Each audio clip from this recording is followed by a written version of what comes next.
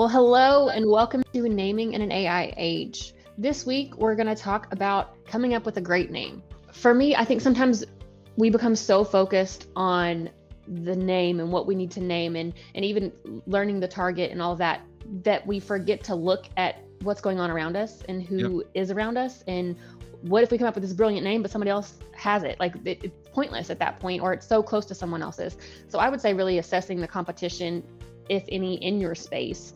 I think about Desert Glory when they came to NameStormers and they wanted a name for their grape tomatoes.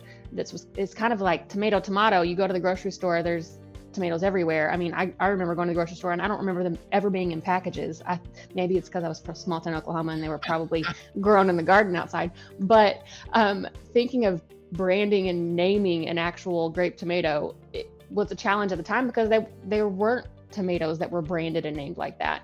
And so also just realizing that there's, in that competitive set and looking at that, there is some gaps that you can fill, an opportunity you can take. And so that's what they did, naming these little small red grape tomatoes that looked kind of like cherry tomatoes, that were sweeter than cherry tomatoes, that were just these cute little round things. I mean, I don't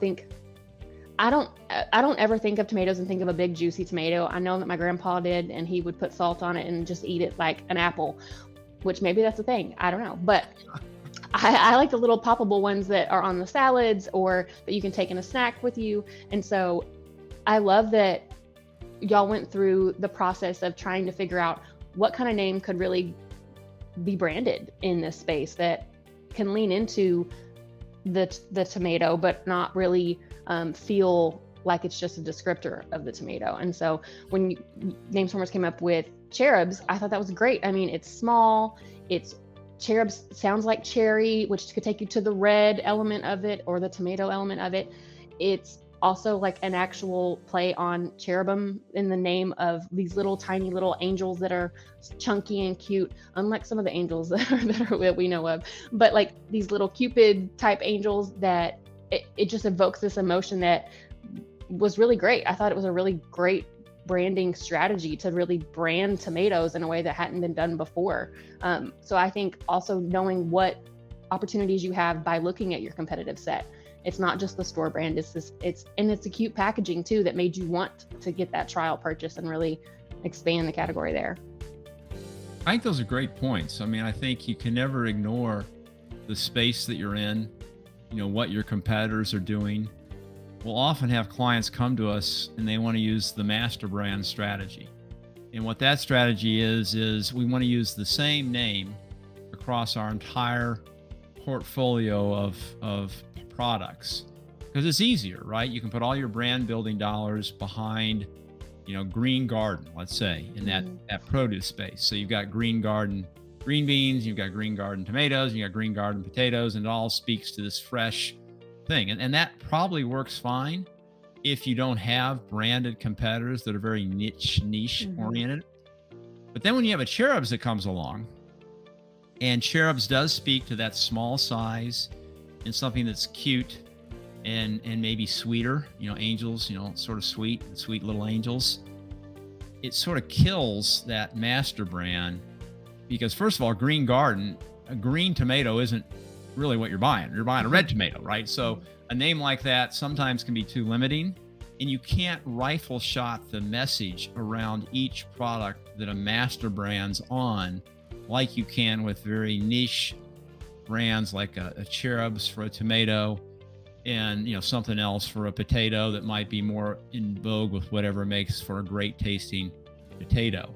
And the last thing I would comment on is we thought Cherubs was going to be a great name because people we thought would know what a cherub angel was, a cherubim. And you mentioned the reason it actually succeeded, which was not that people knew that it was this little rosy-cheeked, sweet little angel. Most people didn't. What most people thought was it was a new kind of cherry tomato because it began with CHER, just like cherry, which is like, oh my gosh. So consumers were buying it because it was a new kind of cherry tomato. Granted, it was more expensive, but it's a garnish, it's in salads, it's not a big expense item. Let's give it a try. And then when they tried it, and it was so much sweeter, it actually had a higher brick score, a higher sweet index than the the cherry tomato, which was the only other tomato that was small that was out there at the time, they loved it, right? And so that's when they were really interested in paying more money. So not just, I think, paying attention to the competitive set, but also testing the name and really understanding why exactly is it going to work or is it not going to work with your target might be a good idea too. Yeah, I think that's a great point. I think knowing your target, knowing your competitive set, even thinking about brand strategy, do we want a rifle shot type name or do we want one that can be across multiple different services or platforms is a great start. There are plenty of other things that we could talk about too. So stay tuned for next week when we dive into another naming topic.